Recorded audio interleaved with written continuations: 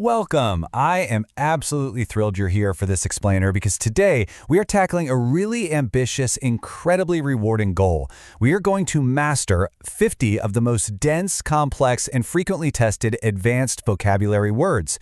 But listen, here's the secret. We are completely abandoning those traditional, boring alphabetized lists. Seriously, trying to memorize words from A to Z is basically a recipe for forgetting them by tomorrow morning.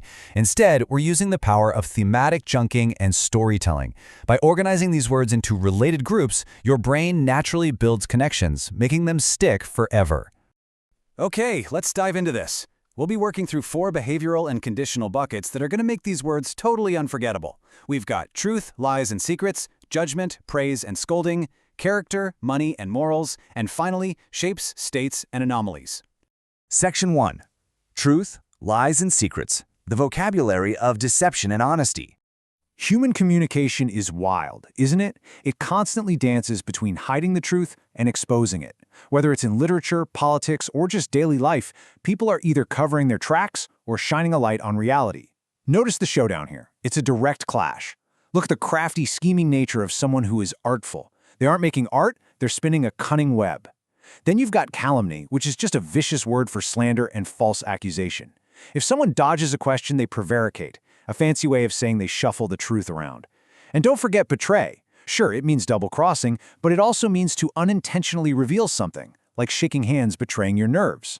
We contrast all of that dark, heavy deception against the pure, simple innocence of being ingenuous or the strict reliability of a veracious person. And this brings us to one of my absolute favorite words in this entire explainer. Listen to this. His calm face belied the terror he was feeling inside. Belie. It is such a beautiful, tragic word. It literally means to contradict, to give a false impression or disguise an underlying truth. His outward calm is actively lying about his internal panic. What a powerful way to describe wearing a mask. But what happens when people aren't outright lying, but they aren't exactly telling the truth either? That's where these unclear words come in. Ambiguous and equivocal both deal with being vague, evading clarity, like a politician giving an answer that can mean 2 entirely different things. But look at that last one, intimate. Now you probably know it as an adjective meaning close and private, but as a verb, it cleverly means to quietly hint or imply something. You don't state it openly, you intimately suggest it. Section 2. Judgment, praise, and scolding. Words for the courtroom of life. So we're stepping into the courtroom now. We're dealing with heavy-hitting, authoritative words used when society, or a boss or a judge, steps in to violently punish or approve of behavior. Look at how brilliantly this illustrates a spectrum of anger, a formal censure from a parliament, or a manager who might just upbraid you for being late. A teacher might chastise a cheating student. But if you really, truly want to tear into someone, you castigate them. That is severe, brutal punishment.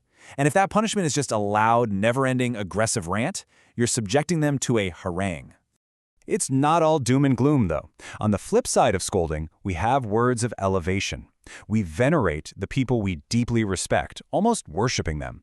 When someone is falsely accused, DNA evidence will vindicate them, clearing their name entirely. And when you're in a debate, you might demur, meaning you politely hesitate or object, while continuing to maintain or strongly assert your own position. Moving right along, Section 3. Character, money, and morals. How we spend our wealth and our goodwill. Now, what's really interesting about this is how money and social grace define a person's character. The words we use for someone's wallet are often the exact same words we use for their soul. Notice the tension between these extremes. On the left, the savers. Being frugal is smart, you're thrifty. But take it too far, you become parsimonious, a stingy, miserly person who refuses to turn on the heat in the dead of winter. On the right, the spenders. A prodigal person wastes resources, sure, but profligate, that's the extreme. A profligate prince isn't just throwing money away, they're living a completely immoral life of wild, unchecked excess. And speaking of unchecked excess, we absolutely have to put a spotlight on venality. This is the ultimate moral failure when dealing with money and power. When a local government is plagued by venality, they are completely corrupt, totally susceptible to bribery, and making decisions based purely on who is paying them. It is the literal opposite of integrity. Those financial habits, they totally bleed into personality types. Let's fire through these. A truly fair judge must be disinterested. which means impartial and unbiased, by the way, not bored. Contrast that with acrimony, the bitter harshness of a nasty divorce. On the lighter side, the friendly, gregarious partygoer who loves being in a flock of people. We've got the parochial thinker, whose worldview is incredibly narrow. The amenable child, who is happily compliant. And finally, the iconoclast, that rebel who exists purely to smash tradition and break the rules. Let's pause for just a second. I want to test your gut here based on what we've been talking about. If a student makes an irrelevant, incredibly rude remark to a teacher, are they being anomalous or impertinent? If you said impertinent, you hit the nail on the head. It perfectly captures that insolent rudeness. And actually, that word bridges us perfectly to our final section because while that student wasn't necessarily an anomaly, we are about to look at words that define exactly that. Section 4. Shapes, states, and anomalies. Defining the abstract and the unusual. All right, stepping away from human behavior, we're moving into the abstract. Words for physical states, mixtures, bizarre exceptions. These pop up in science and high-level analysis all the time, and grouping them together like this is a real game changer. First, the rule breakers. An aberration is a sudden deviation, like a snowstorm in July. An anomalous result is completely irregular. Then, physical forms. Something amorphous is entirely shapeless, like a liquid blob or an unformed plan. But fuse different elements together, you get an amalgam, a beautiful blended mixture. Quick aside here, it's so vital to remember that advanced vocabulary isn't just about memorizing one rigid dictionary definition. It's about seeing how a root word morphs. From the noun amalgam, we get the verb amalgamate, to combine things, and the adjective amalgamated. You learn the core concept, you unlock the entire family. Now, I want to isolate ambivalent for a second because it is so frequently misunderstood. People often think ambivalent means you just don't care. No way. To be ambivalent means you feel two opposing, contradictory ways at the exact same time. You are torn. You're heavily conflicted about a job offer. You love the pay, but hate the location. You care deeply, but your feelings are totally mixed. Notice the stark contrast in how these actions affect us. Innervate and undermine literally sap your strength and secretly erode your foundation.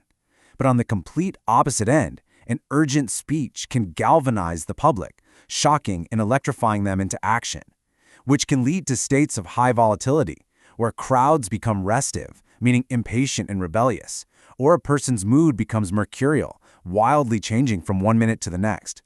Here we have overarching conditions. A bright, favorable beginning is auspicious, but a massive, horrifying mistake, that's an egregious error. A scary-looking spider might actually be totally innocuous or harmless. If an ancient manuscript has survived centuries, it's extant. And if a proposal is completely inadequate, it's found to be sadly wanting. We are finishing our vocabulary sprint right here. Scale and complexity. Your salary should ideally be commensurate or proportional to your experience. A thriller plot with 1,000 twists is highly involved. But if a Spartan warrior replies to a threat with a single word, that is wonderfully brief and laconic. And finally, as thinkers, we must always qualify our sweeping statements, adding limits and conditions so we aren't misunderstood.